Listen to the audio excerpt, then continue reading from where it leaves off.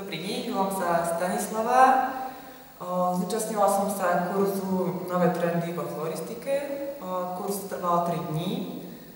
Prihlásila som sa preto, aby som sa naučila nové nejaké trendy, ako sa aranžuje alebo ako sa dekorujú rôzne vence.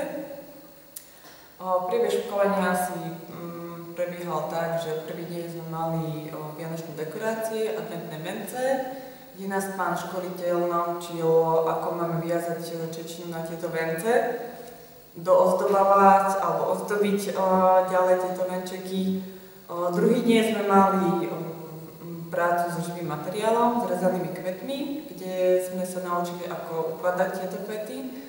A tretí deň sme mali vlastne prácu s drôtom, výstavbu hviezdičiek a rôznych dekorácií vianočných.